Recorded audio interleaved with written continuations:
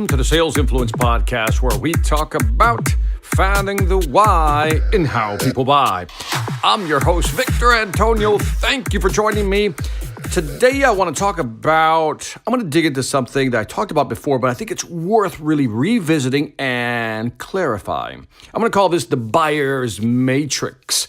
Now, this is for salespeople who are in the B2B, business-to-business space. Now, let's clear up some definitions. Typically, I hear the phrase ideal client profile, buyer personas, and then stakeholders, right? Ideal client profile, buyer personas, and stakeholder. And so a lot of people use these phrases interchangeably. What I want to do is first define them, and then we're going to dig in a little deep. First, ideal client profile. It's almost like a high-level view of, let's say, the type of companies you're targeting, right? The ideal client or company profile. Then if you zoom in, you look at buyer personas or buying personas, and these are people who within the company would buy. But if you push further in, you zoom in, there you find the stakeholders. Now, these are the people who fit the client profile, who are in that buying persona, but these are people who actually have the responsibility within a company, and they make the actual buying decision. That's what differentiates to me a stakeholder between a buying persona. A buying persona are people who are in that role, but a stakeholder has the responsibility for that role and can actually make a buying decision. Now, years ago, I read a book called Strategic Selling, and I think there's an upgraded version called The New Strategic Selling by Miller Heiman, a great book. And it talked about these buying personas, these stakeholders, and they had 4 stakeholders I want to highlight for you. One is the economic buyer, right? These are people who worry about how much is it going to cost. They have the user buyer. These are people who are going to use the actual product or service. The technical buyer, right? They'll evaluate the technical side of it. And then they had what they call the coach. Now, the coach is almost like a champion, somebody within the company who's going to guide you, coach you through all the obstacles or hurdles to get you to or help you close that sale. Now, I looked at this model years ago and I kind of reformatted a little bit, but I do want to give credit to Miller Heiman because they really kind of spurred me on to think about how can I create a model that I can remember in my head so when I'm talking to people, different stakeholders, I know how to address them. So I came up with the acronym called MUTE, M-U-T-E, and I made a slight modification to the Miller Heiman strategic selling model. The M is what I've added. Let me just start with the other. M is for management buyer, user buyer, technical buyer, economic buyer. So I kept the user, the technical, economic, but I added a management buyer and I dropped the coach. So MUTE, the acronym. You're looking for a management buyer. Now, the management buyer can be a manager or anybody above a manager who has the ability to make a buying decision. Now, the reason I think that should be added, the management buyer, because in many cases, you're going to have various managers that need to be involved in the decision-making process. But more importantly, you're going to have somebody at the C level to actually close out and make the ultimate buying decision. So by having the M, the management buyer, you're talking to managers and anybody above that.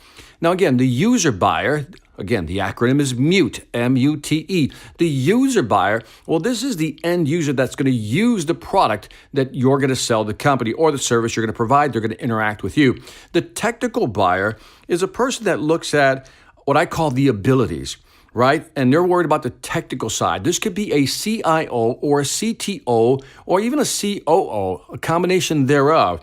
But these technical buyers are looking for what I call the abilities. Is this interoperable? In other words, the interoperability of that product. Is it upgradable?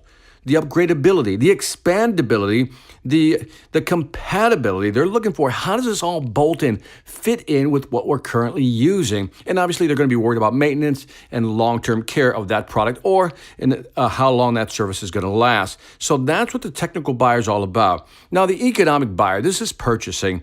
We know what they're about. They're about price, break-even points, return on investment, or return on assets. By the way, I got a great program in the Sales Velocity Academy where I talk about different types of pricing, where I actually go into detail about break-even points, return on investment, return on assets, and other KPIs that buyers use or economic buyers use. So keep that in mind. You got a management buyer, you got a user buyer, a technical buyer, and an economic buyer. So that's your mindset. Now, so when you're meeting with somebody, which category do they fall in? So that's one aspect I want you to keep in mind. Now, here I want to add a flavoring again to the Miller Heiman strategic selling model.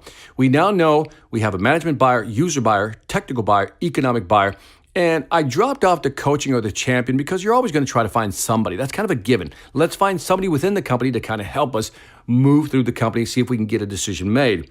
But now, having those 4 buyer models in your head, those 4 stakeholders, management, user buyer, technical buyer, economic buyer, we also need to get a temperature of where they're at. So you're presenting a product or a service. We need to know, where are they at in terms of wanting to change? In other words, what is their level of urgency? So I created 3 categories, which again, I've talked about in the past. So I'm really blending 2 strategies here. For each buyer, stakeholder, I want you to ask yourself this question. Are they confident in what they're currently doing? In other words, are they convinced that what they're currently doing is good enough?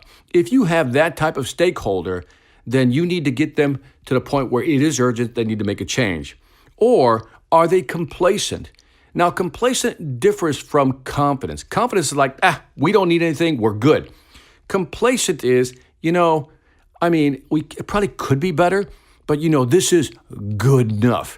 And that's where the majority of people are going to be. You know what? It's good enough. And the reason the majority are going to be there is that they realize they need to change, but other priorities are preventing them from making the time to change. And then, obviously, the third category is they're concerned, right? These are people who know we need to make a change. We need to make a change, and we need to do it ASAP. So think about this for a second. I want you to visualize this cross matrix. Across the top, you have management, user, technical, economic buyer, right? Across, think of columns. You have 4 columns, and then across the side, you have 3 rows. Are they confident that what they're doing is correct, which means they don't need you? Are they complacent? They know they need to change, but it's not that urgent. Or are there people who are concerned and they know they need to change? For each buyer type, stakeholder, I'd like you to begin to evaluate during your presentations, during your discovery, during your question session, just when you're having great conversation, find out where this stakeholder is at. Are they convinced that they're good? They don't need you. Are they complacent? They know they need to change, but now's not a good time. Or are they concerned? The urgency is there. It's obvious that if it's urgent, they're concerned, the chances of moving or progressing or advancing that sale is going to be much higher as opposed to those who are convinced that they don't need to change. So from a presentation standpoint or a sales standpoint, we need to make sure that when we run across confident people or even complacent people, our job is to shift them off being confident or complacent and move them into the concern range, and then they'll be open to listening to you. And that is it for this Sales Influence podcast. Again, the buyer matrix. Know who the stakeholders are, figure out the 4 categories, find out where they are at mentally with regard to wanting to change, and then adjust your presentation, your pitch accordingly. And that's it for the Sales Influence podcast. Don't forget to leave me some feedback on iTunes, Stitcher, or YouTube. Let me know what you think. Greatly appreciate it, as always. Also, check out my Sales Velocity Academy. The Academy is growing. We just added some new courses. You have to check it out. Go to salesvelocityacademy.com. That's salesvelocityacademy.com. If you're serious about increasing your sales ability and sell more faster, check it out. Lastly, I want to thank you for listening. This is Victor Antonio, always reminding you, selling ain't hard when you know how. Take care.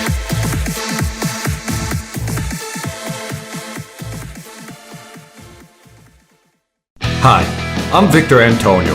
I'm an author, sales trainer, and keynote speaker. I'm often asked, what makes a great speaker? Is it someone who delivers real content that the audience can use? Is it someone who engages the audience so they're part of the learning experience?